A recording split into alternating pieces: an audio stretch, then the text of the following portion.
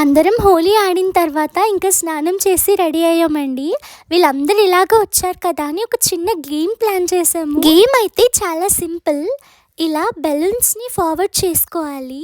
ఎవరి దగ్గర అయితే మ్యూజిక్ ఆగుతుందో వాళ్ళు అవుట్ అనమాట.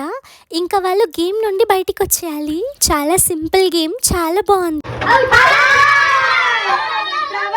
చిన్నప్పుడు ఎప్పుడో ఇలా గేమ్స్ ఆడుకున్నామండి. మళ్ళీ ఇన్ని రోజుల తర్వాత వీళ్ళందరూ రావడంతో ఇలా గేమ్ ఆడుకుంటున్నాము.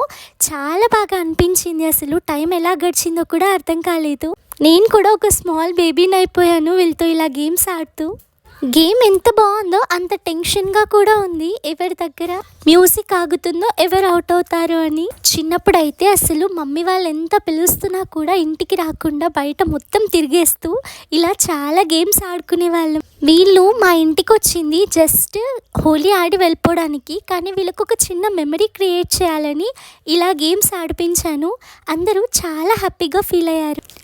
టైం అవుతున్న కొద్దీ చాలామంది గేమ్ నుంచి బయటకు వచ్చేసారండి. నేను కూడా వచ్చేసాను. మా చెల్లి మా తమ్ముడు మాత్రం గేమ్లో ఉన్నారు. Super combination. లాస్ట్కి మిగిలారు మా చెల్లి మా తమ్ముడు. ఇద్దరు శత్రువులు అని చెప్పేసి అందరూ అరుస్తున్నారు.